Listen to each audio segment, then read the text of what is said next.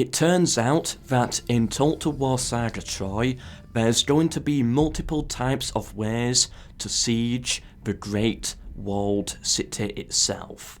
Firstly, you can of course attack the normal way, siege towers, ladders, rams. However, other ways include the Trojan Horse, which allows your troops to spawn inside the settlement. Now, we don't know much more about this, however it could create a very interesting style of stealth mission to open up the gates of Troy.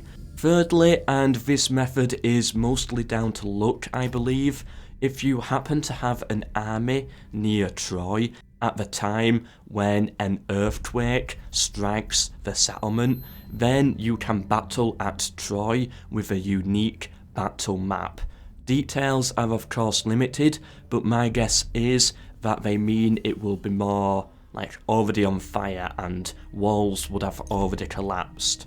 Welcome to 6 interesting things about Total War Saga Troy that many of you will probably not know, unless you have happened to watch someone else's YouTube video already, but why would you do that?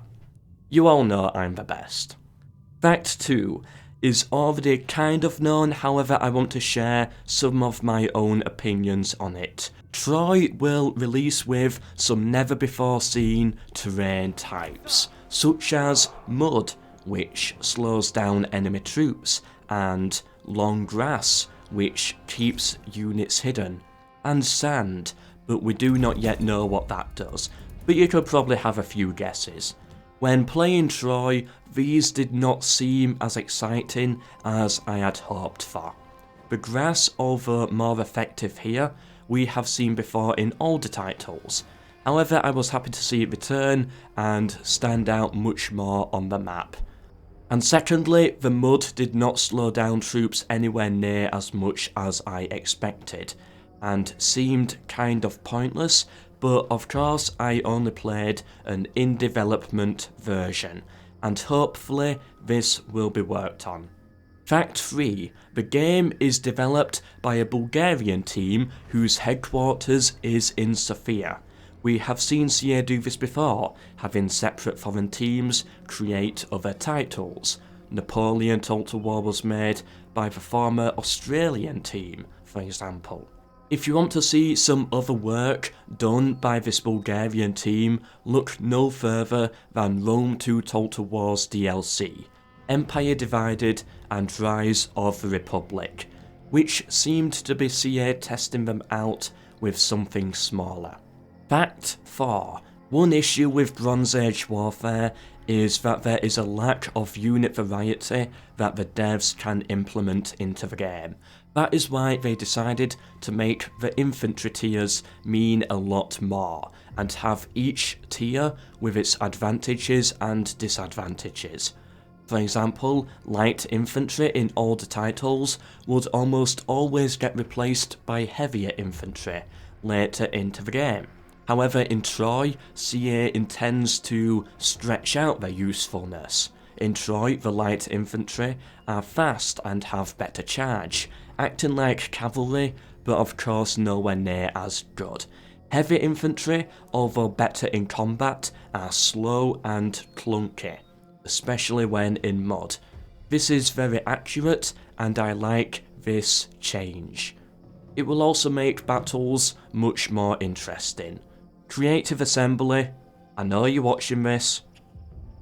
Nah, let's be real, they ain't watching this rubbish, but I personally would have preferred an easier way to tell the difference between light, medium and heavy infantry, just to perfect the system. Fact 5. Duels have a massive rework. It's not at all like Three Kingdoms when it comes to heroes. Firstly, duels are renamed to Divine Connection and are rare. You cannot just start a duel at any moment, but instead your character must have leveled up enough to have the Divine Connection ability. Secondly, at any point, characters can withdraw from the duel, suffering no real effect. As a side note, heroes in this game are of course heroes. They are strong, as we all expected, but not at Three Kingdoms' level. A lot of their skill actually comes to battlefield abilities, like a war cry, or inspiring troops to have a defensive boost, similar to what we see in Rome 2 or Attila, but with much more depth. And finally, fact number 6, walls are not just limited to Troy. Other Greek and Trojan cities around will also have walls, or at least be able to be upgraded to have walls later in the campaign. Although many of you may argue this is not historically accurate, the devs argued that it was, and from my own reading at least, it does seem that other cities did have walls, yet Troy's were something a little bit more, something to fear. However, that does not mean all settlements will be like this. Of course, some will be simple villages, and others, my guess, will just be simple palisades. Walls will exist elsewhere on the map, but that does not mean they will be too frequent, to the best of my understanding. Well anyway, that has been everything for today. I do hope you enjoyed some of this early Troy gameplay and information, and hopefully I will be able to provide some more in the future.